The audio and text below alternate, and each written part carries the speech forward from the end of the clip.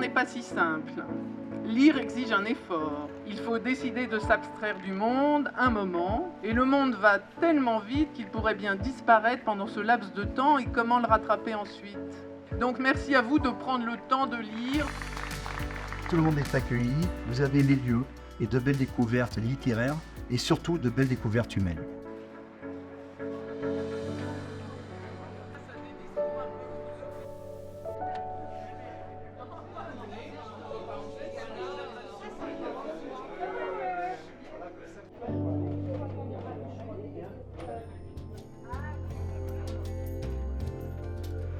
Lui, l'homme interdit, le prêtre, là, devant la foule. Dès le premier moment, convaincu, moi, que lui serait l'homme de ma vie.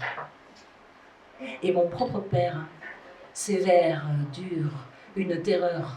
Mon propre père disait qu'elle aille à la messe, là au moins elle ne rencontrera pas de garçon.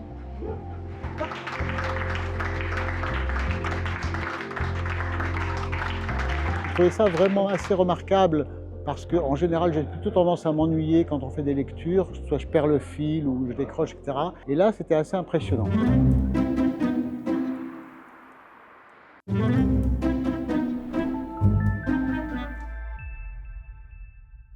Quoi qu'on en dise, les jeunes lisent aussi des romans, des livres de science-fiction pour les frissons, des BD pour rigoler ou voyager. Les auteurs classiques, c'est très chic, mais le manga, plus fantastique. Médiathèque, bibliothèque ou CDI, lire donne ou redonne goût à la vie. Super.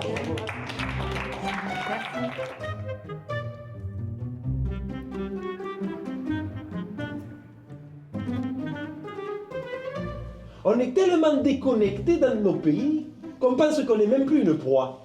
Hein? Une petite bergère de 7 ou 8 ans, là? Pow! Ou alors une vieille, là? Pow! Le retraite à moins. Ah!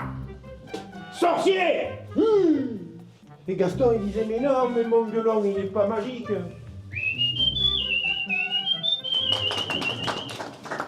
Ah, personne ne l'applaudissait.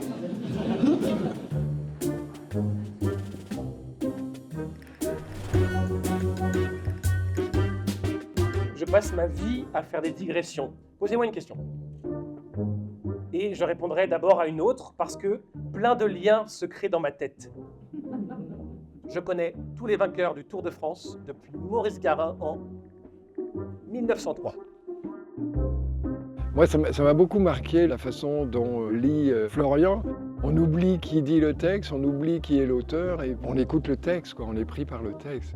Si vous avez eu la chance d'aller voir un spectacle de Buteau, c'est fascinant. C'est une technique très récente, une danse très récente. Et c'est une danse qui a pour principale spécificité d'être quand même assez lente. Donc moi, le premier exercice que j'ai fait, il était 8 heures. J'avais jamais dansé de ma vie.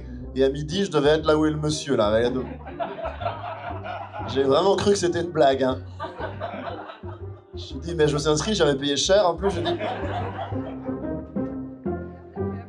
Et non seulement c'est un festival très intéressant, mais en plus on est accueillis comme des princes et des princesses. Ça permet de connaître chacun plutôt que d'être dans une grosse foire commerciale.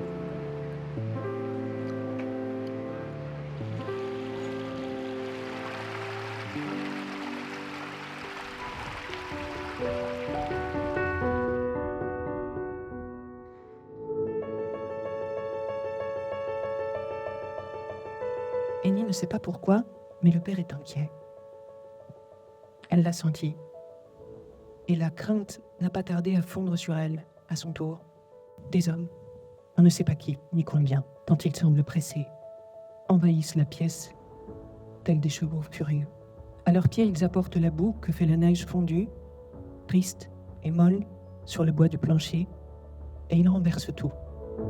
Quand elle a commencé à lire, j'étais assis parmi les gens, je me suis levé et j'ai été me mettre debout parce que je ne pouvais pas écouter ce texte sans être debout. C'était un texte très fort et elle en a fait quelque chose d'encore plus extraordinaire. J'ai écrit sans plan du tout. À partir du moment où j'avais donc cette structure familiale, je voulais ouvrir les yeux avec elle et marcher.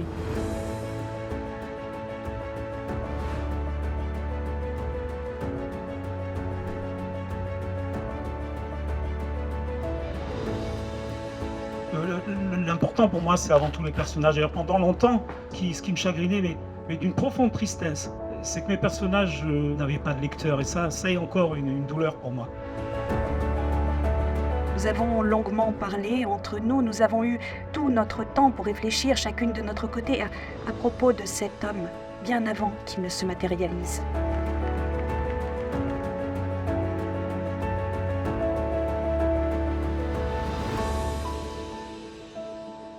Je concevrais difficilement de commencer un texte si j'avais pas un titre. Moi, je n'ai jamais de titre. Il doit représenter ce livre, il doit pas être menteur. Madame Bovary, je trouve pas ça terrible, quoi. Mais comme le bouquin est bon, on accepte le titre, quoi.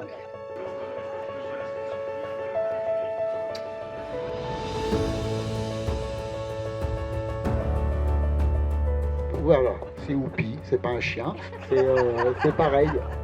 Je me suis dit, punaise, il a ça naturel que ce soit drôle. Mais c'est important de comprendre qu'écrire, c'est du travail. Et je suis heureuse de découvrir que même pour être drôle, ça se travaille. La gentillesse des gens, quoi, qui organisent ça, tous ces bénévoles, et on est choyés, quoi. On a pu écouter toutes les lectures, prendre son temps, discuter avec tous les autres auteurs, et ça, j'ai adoré.